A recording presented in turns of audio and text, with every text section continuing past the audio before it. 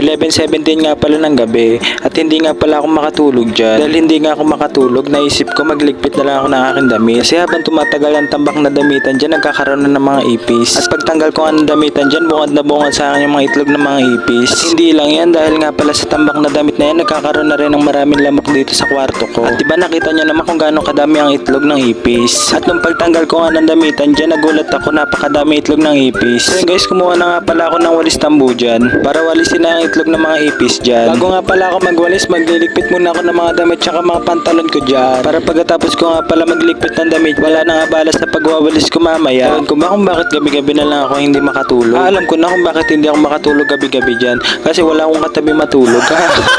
Uy, hindi ganun. Joke lang. Pero kahit wala akong katabi matulog, okay lang. Kasi may una naman akong mahaba hotdog kung tawagin. Yung hotdog nga pala na yun, ayun nga lang pala niyayakap ko tuwing gabi. At pag niyayakap ko nga yun tuwing gabi, feeling ko may niyayakap na rin ako. At nakikita nyo naman, dalawa yung aking jacket. Kaya nga pala dalawa ang aking jacket kasi tuwing gabi nilalamig ako. Kasi wala nga pala akong kayakap tuwing gabi.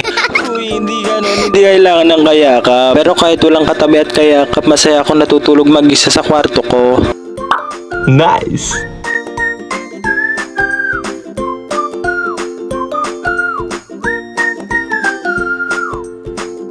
At maya-maya nga pala dyan nakakita ko ng ipis. Panoodin nyo ako kung paano ko magulat, paano ko matako sa ipis.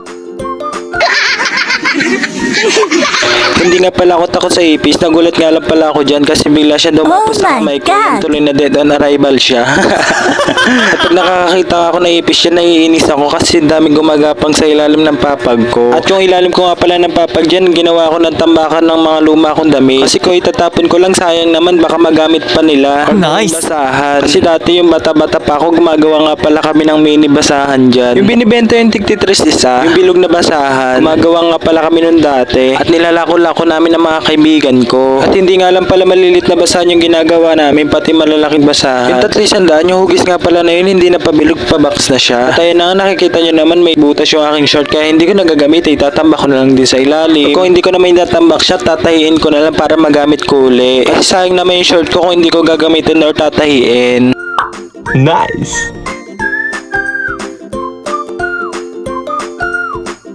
At maya-maya nga, pagkuha ko nga pala ng pantalon niya, makakakita na naman ako ng ipis. O diba, sobrang daming ipis, kaya kailangan talaga linisin na yung kwarto ko. At maya-maya nga, pagkuha ko nga pala ng short na yun, may butas na naman. Baka itatamba ko na lang yan sa ilalim kasi sobrang laki na yung butas. Or kung kaya naman tahiin, tatahiin ko na lang para hindi sayang. At maya-maya nga, nakakita nga pala ako ng panlagay sa ulo. At dahil hindi ko nga pala alam pangalan yan, tatawag ko na lang panlagay sa ulo. Lagay ko nga sa ulo ko para yung mga buhok ko hindi nakalaylay. At para hindi nakasagabal sa mga ginagawa ko. At maya-maya nga pala, pinaandar ko nga pala electric fan dyan. At tinapat ko sa akin kasi pawis na rin ako. At pagpasyensyahan nyo na nga pala kung maingay yung background ko kasi tanghali nga pala ako nagbo-voice over. At yun nilagay ko nga pala sa ulo ko sa trabaho ko nga papala yan. At yung trabaho ko nga pala dati, chef. Uy, hindi chef!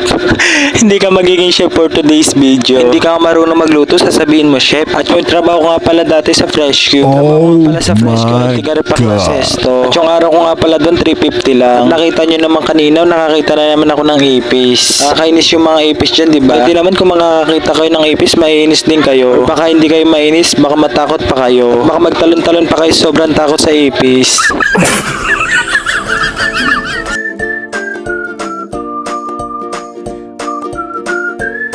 At maya-maya natapos na nga pala ako sa mga ginagawa ko. At tignan nyo mabuti kung gaano kakalat at kagulo ang kwarto ko. At maya-maya nga ilalagay ko na rin yung mga damit ko sa Dora box para matapos na yung mga ginagawa ko.